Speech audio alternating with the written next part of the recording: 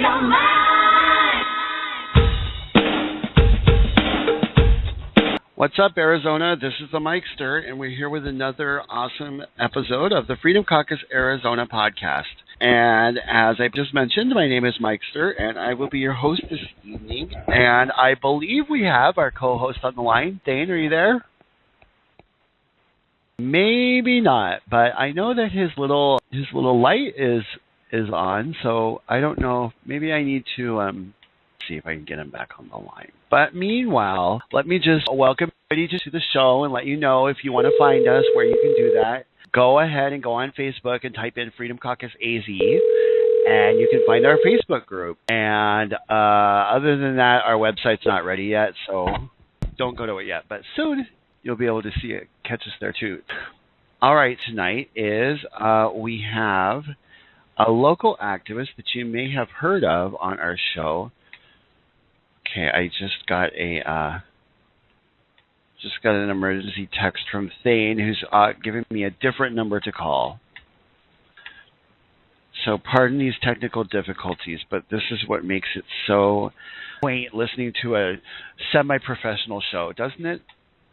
I love this grassroots. It's just so non-professional. Hold on, let's see if this works. Well, hello there. Oh, thank goodness. There you are. Yay, I have a co-host tonight. Woohoo! Why don't you go ahead and say hello to everybody while I tweet the joyous news? Well, hello, everyone. I'm happy that you're tuning in, and I'm sure tonight's episode will be very educational. I think you're going to find our guest to have a lot to share because he has been in the court system for a number of years, and I'm sure he'll have lots to tell us about what that's like. Yes. And so without further ado, we should probably get to him. There, now the world knows. Yay!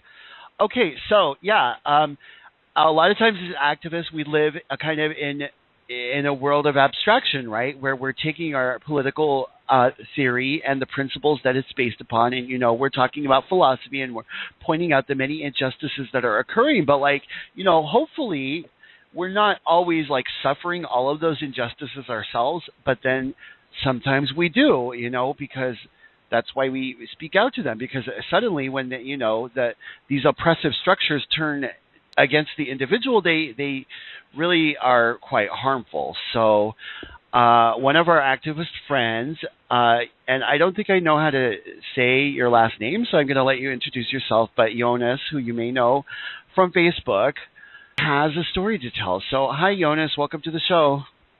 Oh, hey, Mike. Hey, Thane. How's it going? Hi. Hey. Awesome. So yeah, I was really embarrassed when I was introducing you that I don't realize how to say your last name.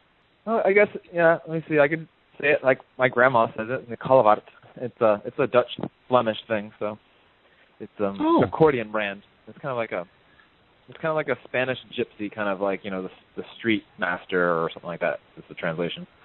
But wow, but we built that's so my family built accordions. My family has fought the Nazis when they invaded Belgium, and we kind of we lost, and then we got beheaded. So my great grandfather, Eugene Callewaert.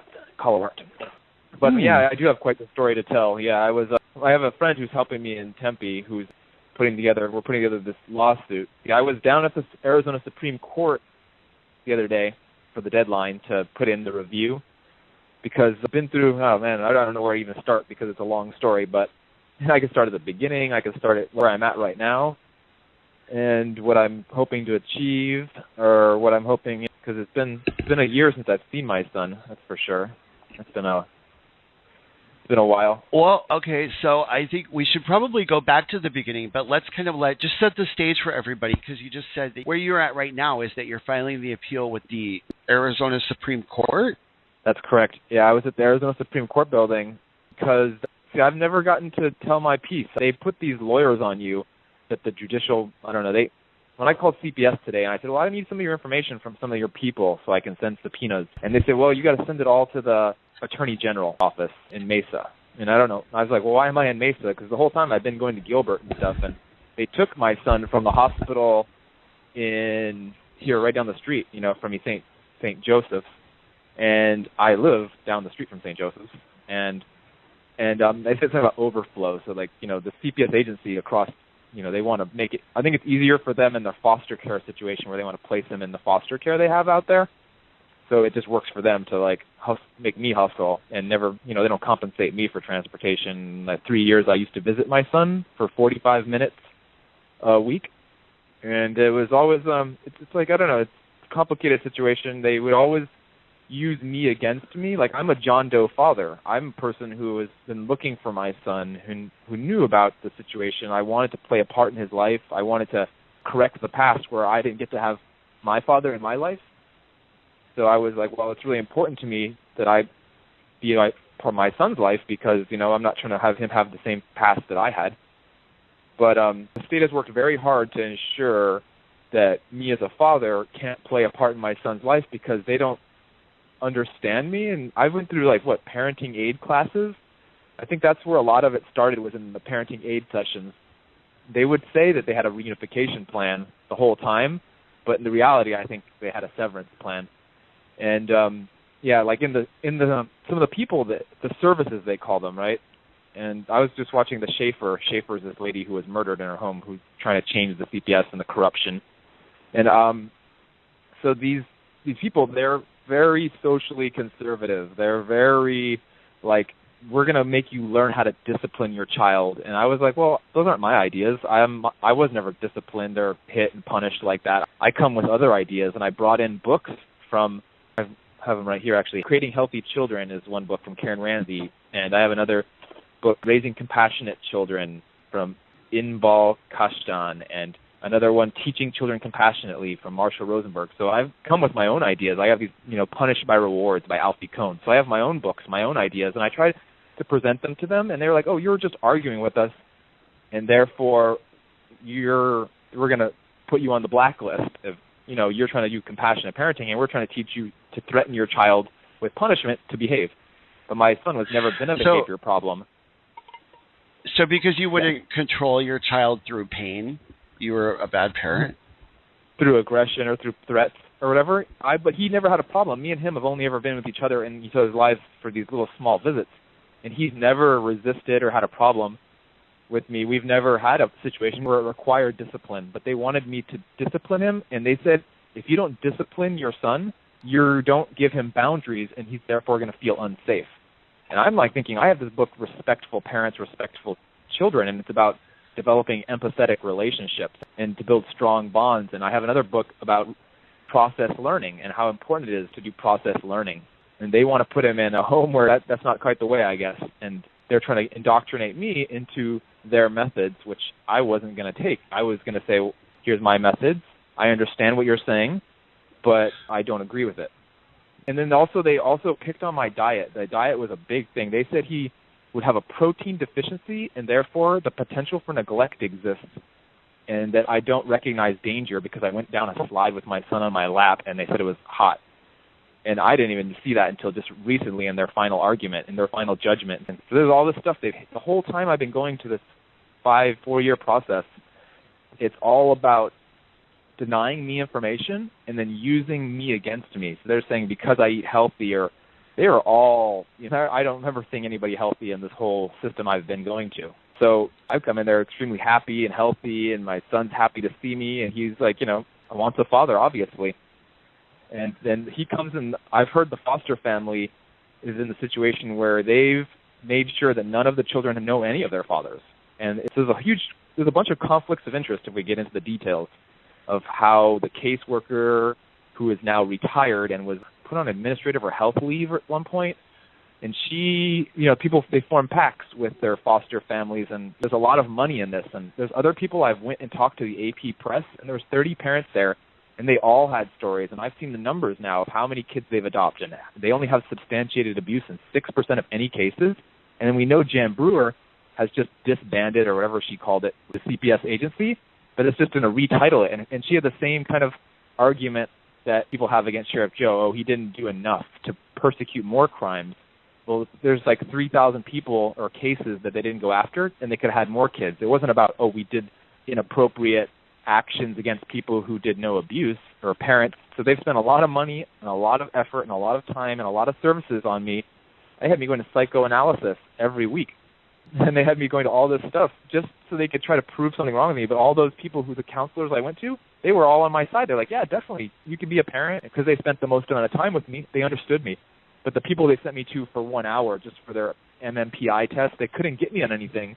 So they just made something up, like, oh, it's not otherwise specified, meaning you're a problem because you don't register as something that we understand as typical. So I'm like, wow. You would think that would be like, oh, since you don't have a problem, we'll give you your son. Or since you're a father who wants to play a part in your son's life, this is great. And I even went out of my way to take father's classes and all kinds of stuff. But, yeah, they weren't. So how did this start? I mean, how did it start? Yeah, all the way back to the beginning. Well, I can start with, I guess I could start either at where I met the mother, or I could start how the mother had the child taken from her. I don't know. It's because that's one's a longer original story, and the other's but I guess it makes more sense of how it started. I met this girl at a raw food cafe. I was the board of director at the Tempe Gentle Strength Co-op, one of the board of directors. Uh-huh. And I was going to this raw food cafe called Blossom Cafe there, and I wasn't eating all raw foods at the time, but it was interesting and I liked it. And it was healthy. So I met this girl there, and I was at the time making some kombucha tea. It's like a lichen that lives off of the sugar in tea, and it makes it like a probiotic, really healthy kind of intestinal flora kind of drink. So yeah, I told her, I always see you with kombucha. I make that kombucha. You want some? I can give you a mother. What they call the mother is or a baby of the mother. It's like every month it splits, or every time you harvest it, you can split it in half and make 2 more organisms that make more of it. And then I saw her at there's a cafe called Counterculture Cafe it's not there anymore, on McDowell and 24th. And there was poetry there, like live poetry, slam poetry, and just, so we're both audience members, and I saw her there. And then she followed me home to get that mushroom tea. And her whole intention, a black widow is a person, who wants to get pregnant and run from the situation. So that's what she did. And I brought my mother to her house, and knowing the situation, but she slept with other people on purpose to put obfuscation, to confuse the situation, say, oh, it couldn't be yours, so I don't want to be responsible. So to deny responsibility towards my trying to be responsible. So my mom was in her at the door. She wouldn't open the door, and she just yelled and yelled, I'm calling the cops. And we're like, we're here just to talk to you. We want to be friends. And so she had been helped by her own mother, I guess. Well, 1 week before she was about to give birth, she came to my house. For another week, she came around, and I got a sonogram of the baby at like one of those sneak and peek things. So I'd seen her 2 times while she was pregnant, and that's about it. But I kept trying to make contact and help her and send funds and do what I could, because I had a pretty good job doing architecture. And so what happened is she was in my house for 1 week before the child was born. I had the money there. I went to the St. Joe's or the Good Sam's Hospital. They looked around, what does it cost, how do you do the birth, and I had the money. It was like $1,600 or something. It's what you do. You drive to the hospital when it's necessary, and then you have it, and then you just pay them. That's how it goes. But she drove out of the driveway one day, and I thought she was just going to go do some of the caffeine and pouring tons of sugar in her sodas. And so I just thought she was going to go back to the store and come back, and she never came home. I just never seen her again. And then 2 years later, through that time, she'd been making calls from like restricted phone numbers and trying to get money so I could. It's like important to me that my son eat organic food and be healthy. And so only at the 2-year point, I finally convinced her to come out of the woodwork or whatever, and she met me at a raw food potluck on Moreland Street, the little Victorian house that's there. And that was like such an awesome, I have some pictures from that. And another 1 week goes by, and she runs away again. But little did I know, she was already running from CPS. And the whole reason I later found out that she was running from CPS is because her mom had put her up in an apartment in kind of like middle Scottsdale on Osborne, I think. And then her mom had given her a car to use, and her mom had co-signed this apartment, I guess. And then she turned her in. So she called CPS on her, concerned that, I guess I read the papers that said that he was in a child seat, or that she would take 45 minutes to drive out of the driveway. Just weird little things. So her mom had already taken 3 children from her. I didn't know a clue about any of this. And so I learned that at this thing called the team decision-making meeting. Yeah, it's a long story. And then so she'd been on the run. As soon as CPS came to question her there, she ran away, lived on student loan money, still kind of every once in a while calling me, getting me to send money. Sometimes I'd send like $900 a month just because I wanted to have her eating healthy food, or him, my son, and I wanted to meet him. It was really important to me to try to, like, my dad never tried to help her, never tried to do anything. So I figured if I tried to do something, it could change the situation. So what happened is she met me at that potluck. Well, she ran away again, right? And then a year after that running away, she had gotten a car accident with that car that her mother had given her, and her mom had picked the kid up from the hospital, and she went to her mom's house. She contacted me again. I thought, she tricked me so many times. I was like, oh, I'm going to work things out with you and this and that. And I was like, oh, really? Great. Well, like 3 times the wolf or whatever, but boy cried wolf. And then so she didn't come to my house. She went and got a rental car over at that cash-only Saban's place over on McDowell, and then she drove to her mom's. Her mom wouldn't give her the kid, I guess, because she said, oh, you just hit your head in a car accident and you have stitches or something. So she called the cops on her mom, and then her mom called CPS, which was already looking for her. And since that point, she took foster care classes. So that's where I feel is a conflict of interest. You're the anonymous informant, and then you want to become the foster parent so you can take another child from your daughter, who her daughter, it turns out, has been on Ritalin, Prozac, and Adderall most of her whole childhood life and adult life from her mother's doing or her own doing. School system is like, we want to get kids on these drugs, keep them under control, and there's like the myth of mental illness, and ADD isn't even real, but all these government agencies are throwing those labels at everybody. Oh, she's got ADD, you got ADD, everybody's got ADD, and you got to be drugged up. And I said, maybe you should get off the drugs. And they got really angry at me for saying that. And you got even more vicious on me. So yeah, it's quite a long story, right? And then so she's a victim of a system that is very much into being controlled by the pharmaceuticals, very much being controlled by the public school system, who wants, like, when I was in public school, they were drilling kids' teeth. They were giving kids shots. I had to have special forms every year to be exempt from all these crazy things they do to kids. And so, like, that's what it is. I think there's the money. It's a jobs issue is the reason I see it as. These people have jobs, and they are controlled by more powerful banking interests that want to ensure, I've read a bunch of the history of how the banks and the medical cartels have worked together, and there's a lot of people like Rife and Tesla and Reich, and there's numerous, 15 other people, who are major discoverers and scientists in history who've been suppressed by the Federal Bureau of Investigations and the DEA and the Food Administration, and those people were all corrupt. They were working for special interests of tobacco, special interest of big food companies, or you name it. There's money behind a lot of these movements, and that money is controlled by what the fractional reserve banking system. But now that I'm going on a tangent, but now that we have the Bitcoin, we've kind of locked it all into an Austrian economics for the whole entire world. So the more they inflate their currencies, everybody's going to be held to a kind of a truer account of what the values are. And the USA is a sinking ship if they keep playing this game of thinking we can play Keynesianism on everybody and not be held to account. So I was just watching that thing of Ukraine. The breaking news today is all the Ukraine stuff, and the U.S. funding all these armed groups to destabilize Ukraine because they want to keep them in some free trade agreements with American and Western powers rather than working with Russia, who is actually more liberty-minded now than us. But I kind of went on for a while. But is that clear? I don't know where to start because I know that all of the factors are we cutting out? You're choppy a bit. Do you hear me? I can hear you. Okay, good, because you're chopping in and out a little bit. I'm just going to go outside. Okay. It's hard to know where to even start because there are so many influences, so many people with so many different interests in keeping the system abusive the way that it is, and even causing it to become more so. It's really hard to hear you. Maybe we should reconnect because the connection has failed on half of it. Oh, I'm hearing half of what you say. You mind if I call back in? Sure. Back in. Okay, I'll call right back in. Sorry. So I hope everybody was able to hear Jonas. I didn't have trouble hearing him, so I'm assuming it was the audio was fine for everybody else. But, oh, Mom, not to not to characterize people in using pejorative language, but we have kind of basically the mom and then the grandma is kind of like excessively concerned. But so somewhere, for some reason, someone decided to get the state involved, and once you call in the men with the guns, then they do not just go away.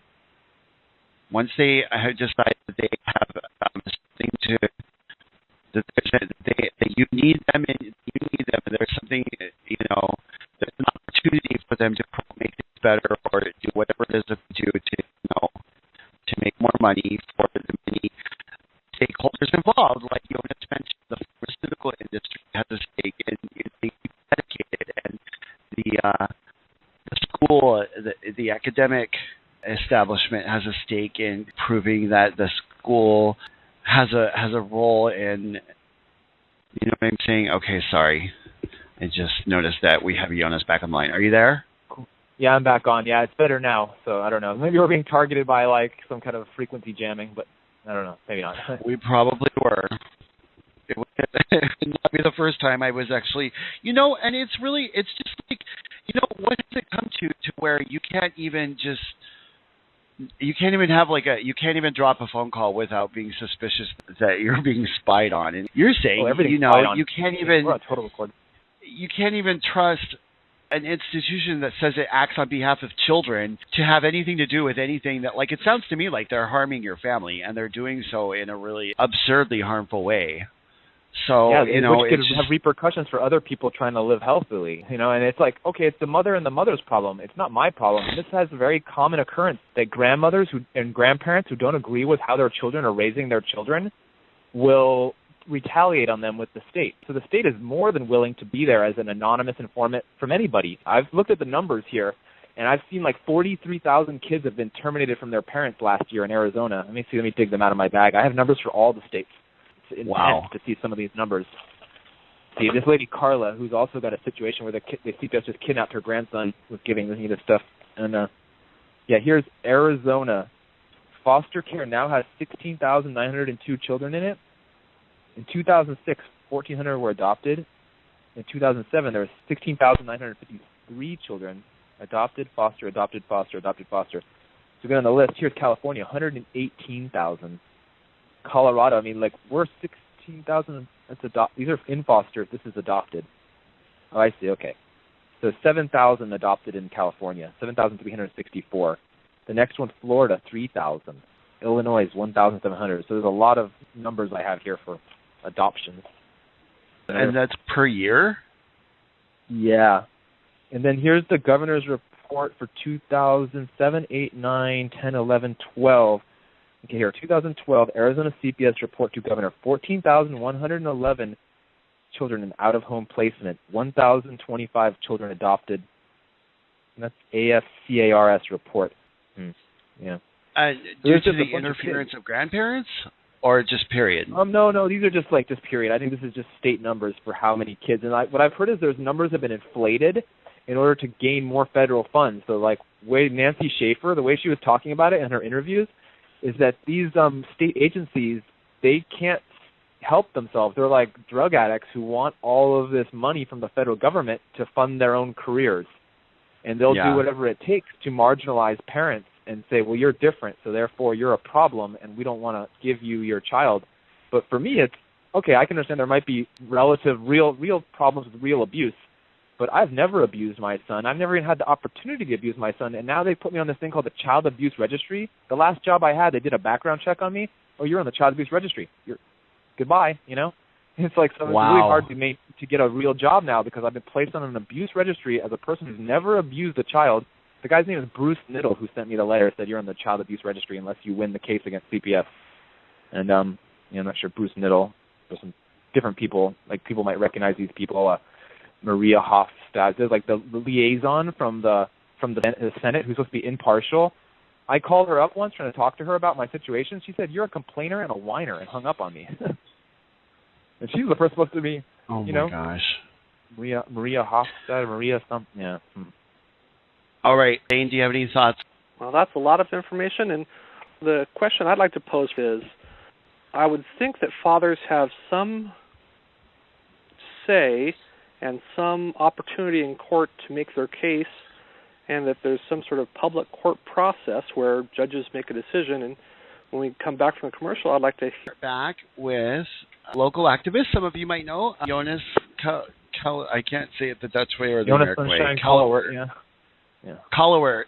And basically, I'm stunned. I did not know that CPS is basically a psycho baby killer. Okay, I knew, I had heard the stories in theory, but, hearing how this has happened to you and how, the reality of, because I know you, I know that, I don't know. I know you don't even abuse, a chicken egg by eating it for breakfast. You don't even...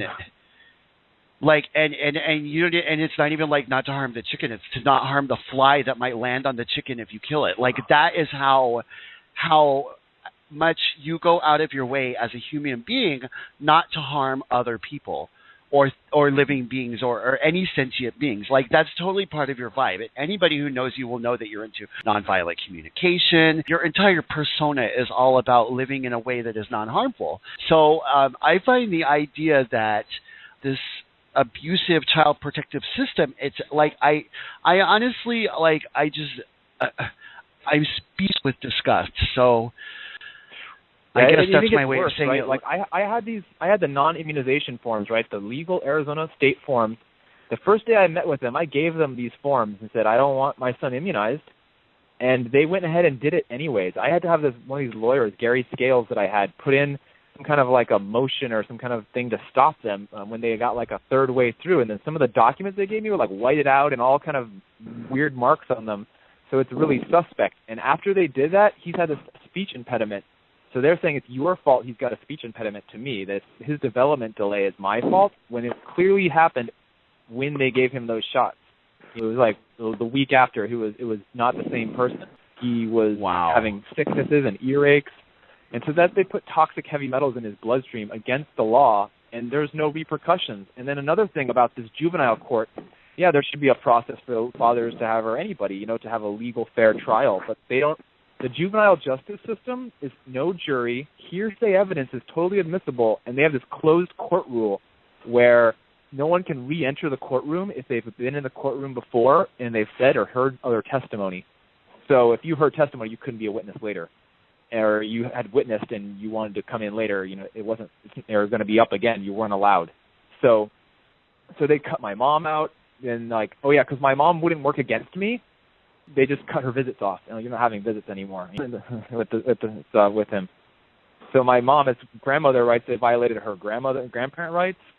They've violated the immunization things, and they didn't, I was the case in chief. I'm supposed to be able to say something, go on stand. They didn't let me finish the case. They didn't let me go on stand. I had other witnesses, like I said, Karen Ramsey, who wanted to witness for me, raising healthy children through attachment-focused parenting and raw foods. They wouldn't let her, because they have these lawyers. The lawyer, Carol Carter, she's had no more than 5 minutes to meet with me ever, and only before the CPS trial, right before the case would start.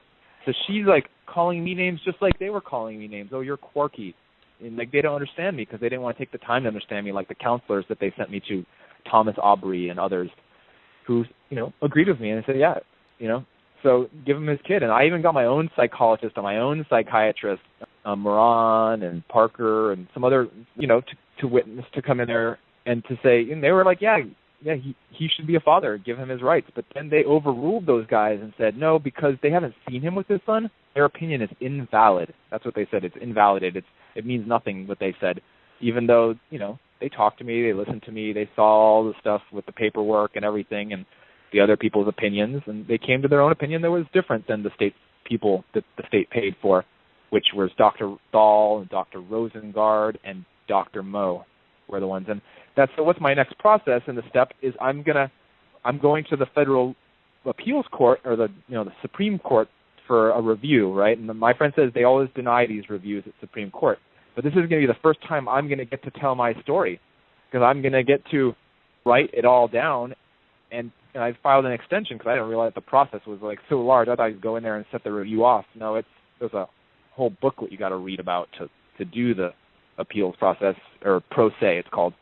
And so I'm going to file a federal lawsuit at the same time. I'm going to sue every one of these individuals who's been a part of this.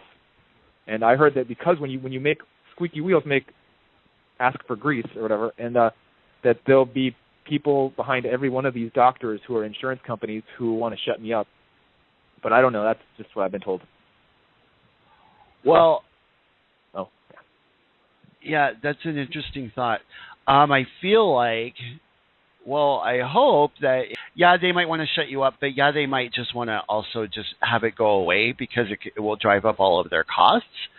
And, yep. you know, they're about as corrupt as the rest of the system. And, like, yeah, they're providing this insurance, but they probably don't want to have to pay out. And that's hard to say, but I guess one time they gave me an IQ test. I didn't know it was an IQ test. I've never taken an IQ test. I'm from Montessori. We don't do testing. We put kids of different ages together to help each other learn. And so when they gave me that test, they said, "Oh, you got this 120 or whatever number they gave me," and they said, "That's because you have that. You're tricking the government." And I'm like, "What? I'm tricking the government? I'm being honest with you guys. I'm being vulnerable and I'm being open. I'm thinking of being a team player. And I'm listening to you. You said do your services, get your kid back. I'm doing every service you asked me to do." Now, in retrospect, I would have done nothing. I would have been like, "No, give me my son back and I'll sue you right." You know, like, what am I going through this whole court process for when I've done nothing? You're accusing me of 11 crimes against my son. I could never have done any such crime against my son, neglect, abuse, abandonment, or anything, because I've never been alone with him once in his life. Wow. Thane, what I know you had a question before the break. Did we answer that? I think it got answered, yes. Okay. Yeah, so the judge changed. They put these things called commissioners. They're not really judges, right? These people, everybody said I was going to win. "Oh, you're going to win. You're going to win. We don't want you going on stand." And look, I lose. You know, so I was like, whoa, they ruled against me with crazy stuff like, "Oh, he's going to have a protein deficiency." There's no such thing as a protein deficiency. Okay, if you're not eating enough food, you're a malnourishment. That's not protein deficiency. So too much protein is the cause of all disease. So what you filed an appeal with the state Supreme Court, or it's a review. Process. A review. So they're going the chance to have a review from the Supreme Court. I went through the appeals process. They granted me the appeal, but then the appeal is a 3-judge panel, and they just cherry pick stuff I didn't even hear or see from the parent aides and stuff like, "Oh, I went down a slide," and therefore I've done physically. They have evidence, therefore, that I've done some neglect against my son because I went down a slide or something. We were having fun, going down upside down on a slide, a little kid slide, and there's called the Desert Haven on Horn and out there in Mesa. So, that was a lot on me to have to go out to Mesa all the time. I live in Phoenix, like, yeah. They wouldn't. I think Phoenix CPS would have been a lot more lenient than Mesa CPS, as far as like working with me and being. But who knows? The whole agency seems corrupt. But I know people who've gotten their kids back from CPS. I don't know anything much about Mesa, and there's no public records I can go and see who's won or the types of cases or anything like that I've seen. I've asked for it, but been denied. I was even denied my own records on the grounds that I'm supposed to get my own records. And they gave me like an incomplete record. It's like a PDF of like 100 pages or something. It was all redacted. So I don't know. So what happens if the state Supreme Court does not grant your appeal, your review? A review of the appeal. Well, then I have to take it to a federal level. I'm thinking I have to go to a federal level and do pro se federal lawsuit against all these individuals. And I'm thinking of doing it at the same time, and you got to piss these people off, get them to move, get them to act. But we'll see. So are there, it sounds like, obviously there's a chance for activism here, and you obviously have your hands full like with the case itself, but it seems like in general, parents should be very upset about this. And I wonder, are there fathers' rights organizations or, I went to the fathers' rights group. Yeah, I went to that fathers' rights group, and, they didn't seem that, I don't know, I couldn't get much help from there. There was like, it was just, I don't know, didn't seem the avenue. I worked with people for advocates and stuff, but it's a difficult situation. And I wanted to go get funding to try to get in a lawyer, because the lawyer, Carol Carter, she had another friend. She wanted me to pay a $10,000 retainer fee to secure his services. So I tried to raise the money for that. I got like $1,700 and 49 backers. And so I was trying to get $10,000. I didn't get $10,000. So I don't know. There's not that much support, really. Maybe a few friends of mine, 49 people, said, "Oh, I'll support," and they care about my cause. But most people are like, "You're lying," and they would never take a kid from a father over nonviolence and veganism. But clearly they've done it, and they've used those excuses that I wouldn't use their disciplinary methods, and I wouldn't, they even forced me to go to the grocery store. They sent their people with me to the grocery store to force me to buy meat to feed my son, and saying that was one of the keys in the keyhole I had to turn in order to get my son back. And I went home and I got those fake meats that look just like meat, and I just brought that in. But that's against my ethics to have done that, and they went and forced that on me. So that's the state using force on me to force their dietary guidelines or whatever they would think, based on their misinformation, because they're not educated in nutrition. They're not nutritionists, and I wanted a professional nutritionist, and I wanted people with experience on the stand, and they wouldn't let me have them. Yeah. And they wouldn't let me be on the stand. So I'm like, in my case, I'm the father. I don't have a say. But these guys in railroad, these people, they pay the $500 to represent me. So $500 isn't much money that they get to represent me. Wow. I feel like society in general kind of accepts the premise that government is there to, quote, help us, and that they kind of take it at its word that it's actually doing that. So like you're saying, people believe that if the state's involved, it's because they assume you actually are doing something wrong. And I just have a suspicion that, like, if there are kind of organizations of people who are kind of speaking out, but they aren't like actually fundamentally attacking the root of what it means to have a state that initiates aggressive, coercive force against people, because that's really like the root flaw of our entire governing system. And then once you kind of build your political theory around that, as libertarians do, then we notice that it just becomes a lot more clear as to where, the line of ethical behavior is, but like, sadly, the majority of the public doesn't know that and doesn't get that. So they may suffer individual abuses, but then they really don't have the strength of a voice to speak out directly to the root actual issue. So I definitely think get a voice. Yeah, Gary Johnson didn't get a voice, right? He would be our president right now. I'm from New Mexico. We had Gary Johnson as the governor. He ended unemployment. He made a surplus in the budget, and he voted no against any government expansion.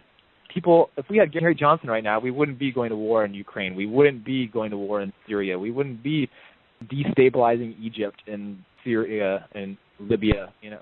So it's a mess. We've got the backwards political philosophy run by banksters. Yeah, New Mexico was kind of an oasis. It's still kind of an oasis, but I don't know. Now it's it's all this political gaming going on between the moneyed interests.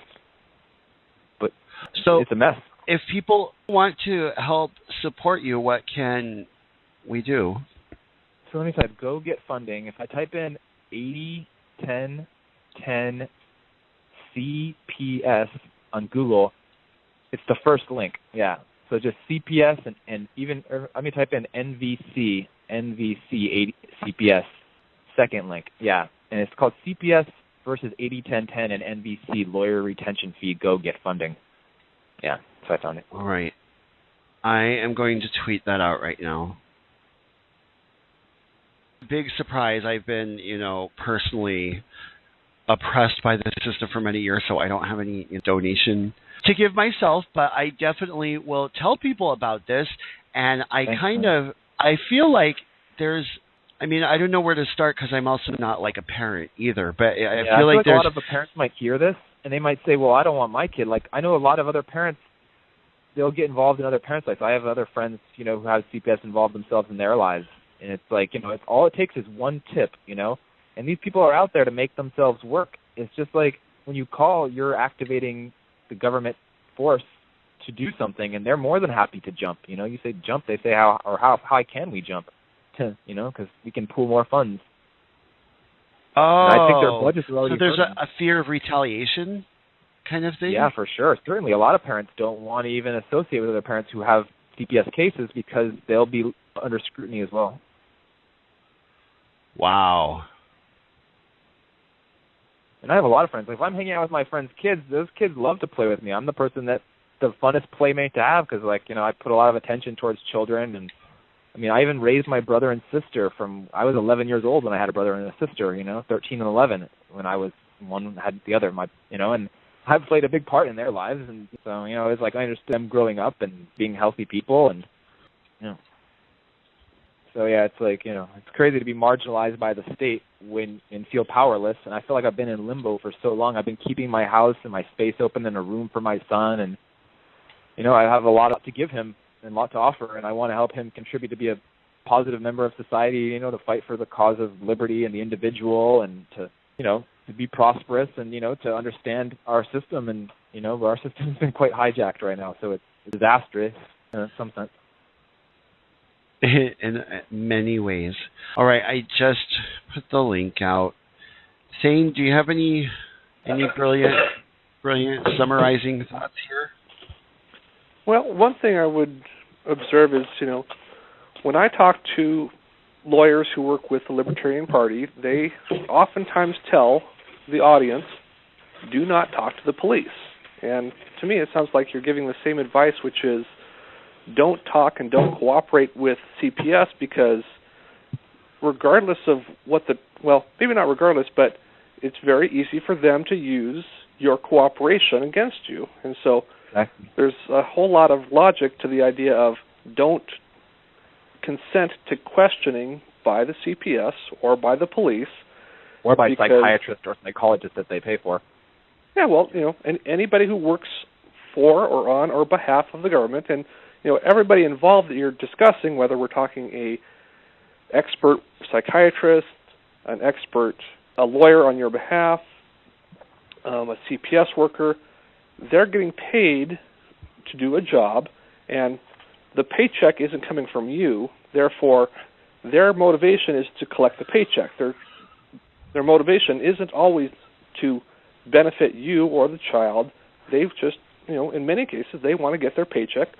And what your interests are, or what the child's interests are, could be at odds. And there's oftentimes very little to benefit if you cooperate with the agents of the government, because their interests are certainly not always your interests. So people should be on guard when dealing with government agents, and should just be very cautious about what they share with them, and they should certainly seriously consider not cooperating, not consenting to questioning by government agents. Yep. And at the very least, they should call their attorney and get an attorney who is not paid for by the government, so the attorney will have your interests at heart and not the government's interests. Yeah, if I could do it over again, I would be very less cooperating with them. I was coming in there with an open book, like, hey, this is me, I do positive things, I'm healthy, and my son will be healthy, and I'm just really happy that you're letting me know him. But they didn't want to see it that way. They wanted to build a case. They built a case against me off of me. And that's so like one of those difficult things. It's happened a lot to me in my life, that people would use me against me because they didn't want to take the time to understand what I'm coming from, or my past, or my history, or maybe it offends them, that they feel threatened, that my difference threatens them. But that should be protected, my difference. It's not a danger that I'm posing when they want to turn it into that danger. Right. And you shouldn't have to turn into like a suspicious, secretive person in order to protect other people from their misconceptions and their own fear of what is different. Yeah, conflicts of interest, a lot of them. And that doesn't come natural to me either. To be to put up walls and to always assume that I'm going to be so different that another person isn't going to be able to handle it, and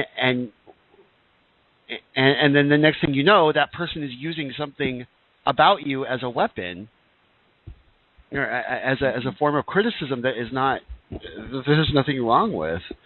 Yeah, I have this whole list of things. Criticisms on the list. It's called jackal speak, and nonviolent communication. We call these jackal speak, and let me give a small definition of it. I don't know how much time the radio show is, but jackal is a term culturally inherited mindset that justifies certain claims and obligates compliance according to externally established rights and standards. When triggered, jackalifies, externalized, or our interpretations resonate strongly. In such cases, people often gravitate to choices like consideration, respect, cooperation, consistency, appreciation, honesty, and safety, which seems easy to interpret as getting tied to changes in other people's behavior. In practice, giraffe becomes easier. Well, giraffe is the language opposite of jackal.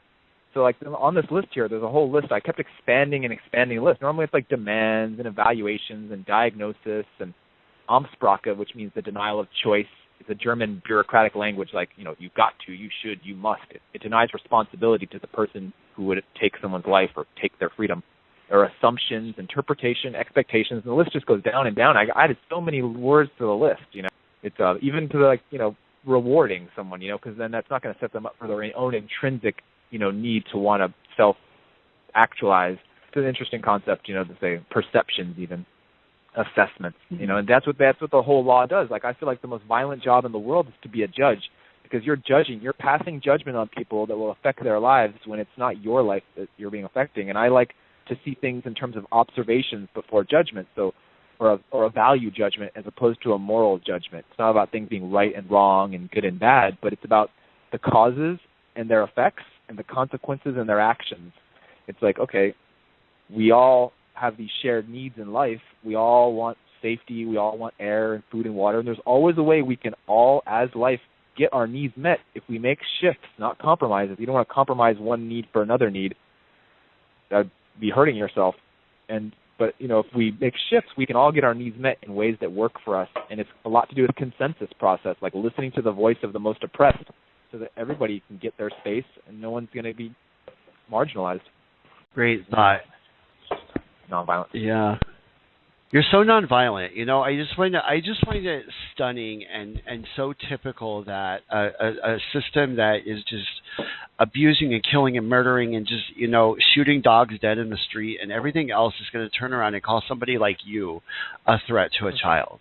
Well, didn't they do that to MLK, and they did to Gandhi, and they used them as useful tools even of the state so they could, enact their, It's an easy way to marginalize the more radical factions in society, like Malcolm X or Singh, Bhagat Singh, who were really the people throwing the bombs and threatening violence, and I'm not threatening violence. I think even when I went to Occupy and I was like, let's stop making demands, guys. Let's start making requests, Let's talk to the people who have that influence and that power, and let's request that let's do empathy with these people, because we can keep asking them questions that resonate and that hopefully one day it'll touch their hearts and they'll listen to us. And if we keep making demands, if you're making just demands, they're just going to close their ears to you and find a way to marginalize and throw you out of their parks, and that's what happened. I even brought my nonviolent communication board down there, and someone took my board. And even the cops were telling me, you can't skateboard here. There's a law against skateboarding. There's no law against skateboarding. They had me handcuffed just for skateboarding. They just paid me. Wow. Yeah, to Occupy. Unbelievable. Yep. It's intense. Yeah, like I feel like how do we gain our freedom, or how do we expand our freedom, or even maintain what little freedom we have seemingly left, or get people to be caring about their own personal freedom so that, they don't want to see it happen to others. It's like, it doesn't matter if you disagree on everything in the world. You still have the same fundamental rights to have your own opinions, to have your own life, and to live the way you want. Like, I think here in Arizona, we're like, after Wyoming or like New Hampshire, aren't we like the third most libertarian state? We might have this more crazy, Jam Brewers type corruption, or Sheriff Joe Arpaio, which they're kind of inept at some level of, not doing their jobs well. But at the same time, we voted for no seatbelt priority laws. We voted for parents' rights. We voted for public breastfeeding. We voted to have guns and bars and courts. So maybe the voters can put something forward in the next voting cycle about, I don't know what kind of more parent rights. The parent rights that they already have are being obviously violated by the CPS federal bureaucracies. And because this CPS, I think, is a federal program, right? It's just enacted in the states but funded federally. And are they following Arizona's parent right law? Maybe not. And maybe they exclude themselves from that, and they have some exemptions. There's a legal person who can give. A lot of people say, I can't give you legal advice. That's the most common thing I hear. Or someone, I'll call someone who's a senator or a congressman or a legislator, and they say, we can't involve ourselves. It's all up to the judges. And the judges are just bowing down and playing dead to the psychiatrists and psychologists, which is an unscientific profession. They have these arbitrary kind of testing they do. Are you the most this, the least this? And none of it made any sense. I don't answer questions and are the most and the least, or like on scales of things. They're just like, and it's like dumb trick questions. It's so silly. They'll ask the same question a couple times in a couple different ways in the test to see if I can catch you up to make an answer that might be conflicting,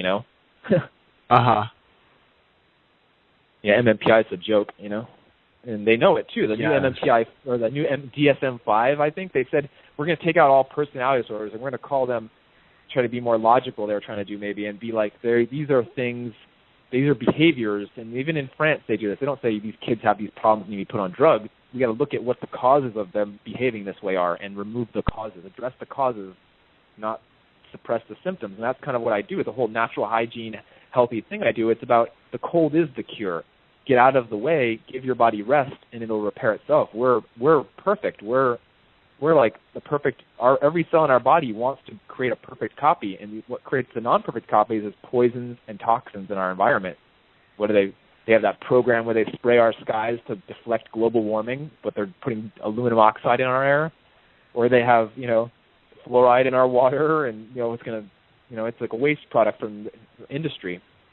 So they're really, doing things which have one reason to the excuse, but a secondary causes and effects that are really detrimental to our health, and we could quite avoid those. But how do we reclaim our power? We have to overthrow our government and have a peaceful revolution to kick all these guys out who are taking money. I want a 19th Amendment. Have you heard of Ryan Dawson?